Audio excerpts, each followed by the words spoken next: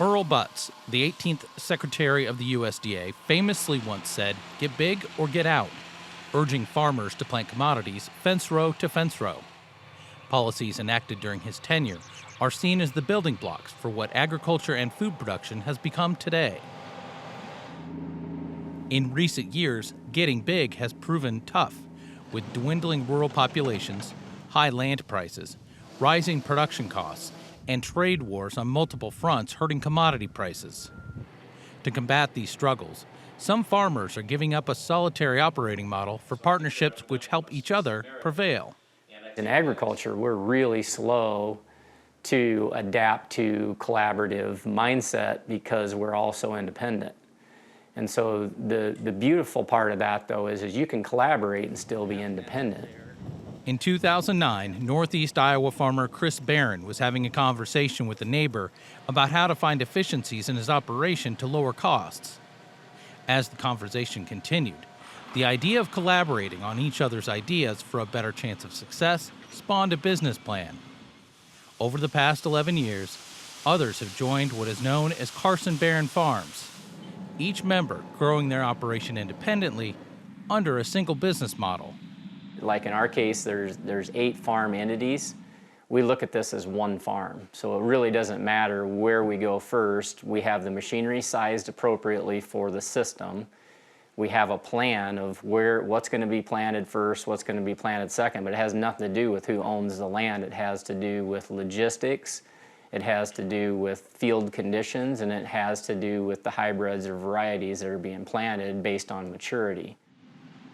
Carson Barron Farms operates on a combined 3,000 acres in northeast Iowa.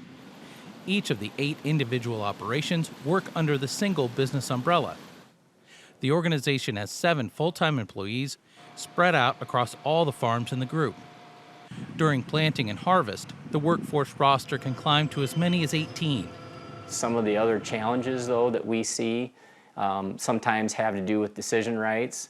So that's real important that that's clearly identified in the beginning. So if one person is responsible for marketing, that person is responsible for marketing. Or if there's one person responsible for seed purchasing or crop protection purchasing or any of those certain elements of the operation, we make sure that all of those roles and responsibilities are clearly identified so that you don't have misunderstandings. Their business model allows both the beginning and veteran farmers in the group to quickly take advantage of new ideas. Instead of having a conversation with them and maybe saying, "I'm interested in renting your farm someday if you ever decide to retire," maybe have a conversation that says, "I'm interested in learning about your operation and maybe working with you or helping you in some ways. Are you interested in that?" And I think that's a lot more pliable and a lot easier conversation than trying to rent ground from somebody. And then you have a mentor, you have a partner, and you have somebody that's going to make sure you're successful. The success of the joint effort led to the development of a business management consulting company that helps other producers duplicate the process.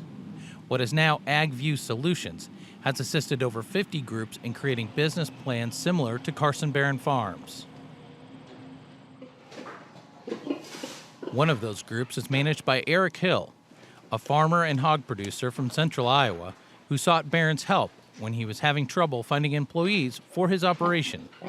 Getting it started was, first thing we did was make sure personalities and work ethics and just kind of standard procedures are somewhat aligned amongst the groups, and that everybody was on the same line of thinking as far as the direction we want to take things.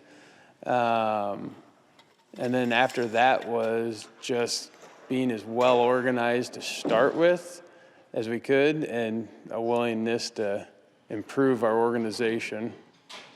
Hill and his partners have around 7,500 acres under the name Dirtworks Farms. The group also raises nearly 60,000 finishing hogs annually.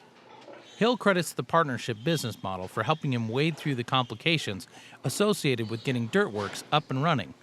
I'm a first-generation farmer, so most things I've had to learn on the go. And, up until 4 years ago, I've never had that person say, "Oh, this is what happened back then when we did it this way."